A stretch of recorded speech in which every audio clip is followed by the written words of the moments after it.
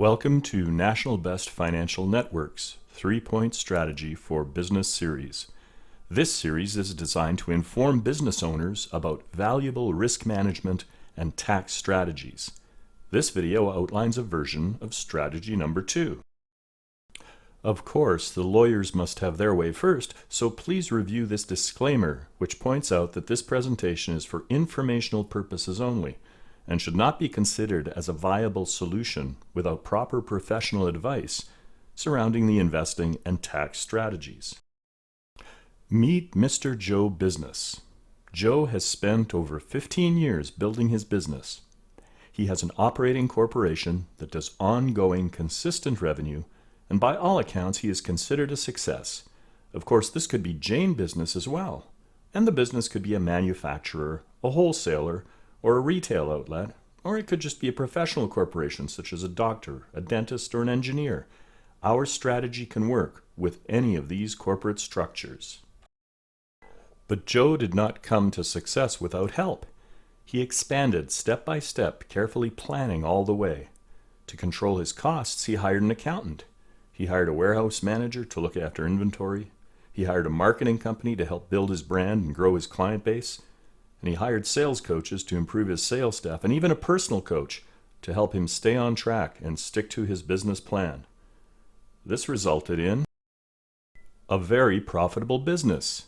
In fact, Joe is making so much money that there are profits left over every year that he does not need to operate the company or pay for his lifestyle. These are called retained earnings. Joe and his family have a very nice lifestyle, and his employees are happy because he has set up a health benefit plan and a group savings plan for them. Year after year, the retained earnings from profit keep growing and growing inside of his operating corporation. Before long, Joe has accumulated $1 million. To Joe, this money is meant for retirement in about 10 years, and so Joe asks his accountant if they should invest it so that it can grow. His accountant is not an investment advisor, and so he defaults to a safe strategy and tells Joe just to put it into a 10-year GIC, since that is when Joe is thinking of retirement. So what happens if Joe does invest in a GIC inside of his corporation? At current rates, a 10-year GIC is yielding about a 2% interest rate per annum. What should Joe expect to earn if we compound his annual 2% return on his $1 million over 10 years? Joe's corporation, if it made a compound return on that 2%, should expect to make about $219,000 over the 10-year period. Well, at least Joe is keeping up with inflation. Or is he? Let's see what Joe's actual return is after 10 years. Wow, what a difference! Less than half of the expected return. Well, why is this? Well, we can thank these two folks. They got together last year, and in 2016, they decided that the tax payable on passive income in a private corporation is going to be, wait for it, 50.67%, almost 50.7% tax. This is because governments do not want to encourage companies to invest their retained earnings and earn passive income. They provide the corporate structure so that companies can grow their business, hire employees, hire services, and buy inventory. In other words, keep the economy growing. So they actively discourage passive investing of retained earnings by taxing it heavily. So what do we do when it is raining tax down on us? What kind of umbrella exists that could shelter Joe from the downpour of taxes from every level of government? Not to mention the money inside his operating company is at risk to creditors should the company ever be sued. Where can Joe find solutions to these issues? Well, after asking around, Joe is introduced to Randy McCord, founder of National Best Financial Network, and George Craven, the owner of Monarch Tax Law.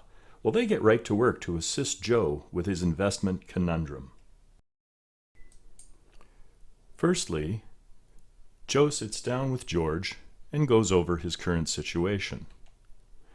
George explains that Joe should consider setting up a holding corporation to house his retained earnings. He explains that there are many good reasons for this structure. One is to help creditor-proof his corporate savings. Another is to ensure that his operating company retains its status as a qualified Canadian-controlled corporation for tax purposes in case of a sale of the business someday. Also, it allows Joe to have different shareholders than those in the operating corporation, and this can help with income splitting and estate planning. George also thinks that he should set up a discretionary trust, but that is a discussion for another day. Now Randy is able to step in and show Joe the 3-point strategy to protect your wealth for business owners. Once George has the holding company in place, Randy enters the picture and explains that the variable deposit rate strategy is the perfect tax haven for Joe's retirement funds.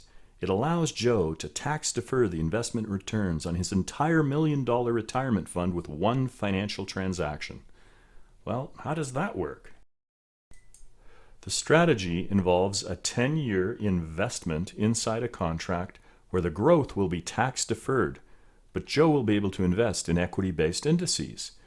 Well, wait a minute, says Joe. The reason I was going to invest in GICs is so that I will not lose my money. The stock market-based stuff scares me and I don't like it. Not to worry, Joe. This particular strategy has no downside.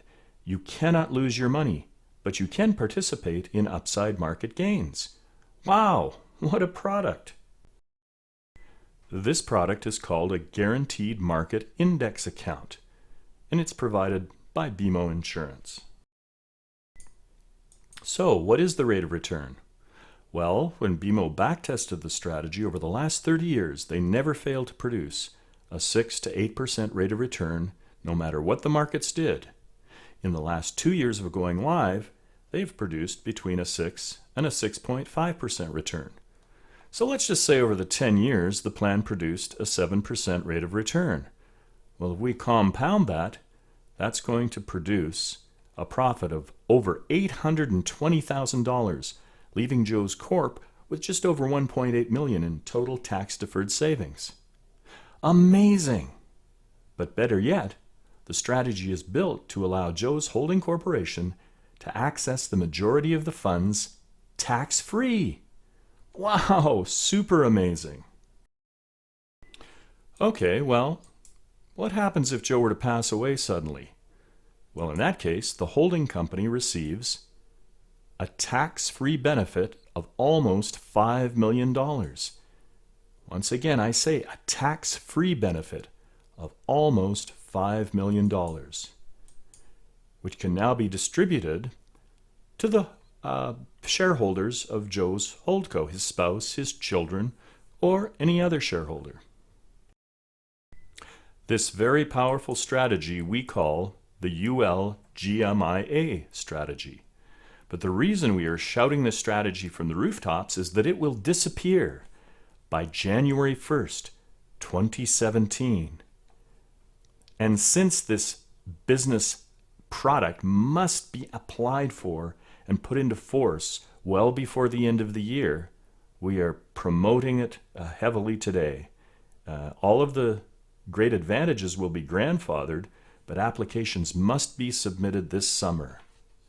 So, call now. Our corporate specialists are ready to assist you with your business today.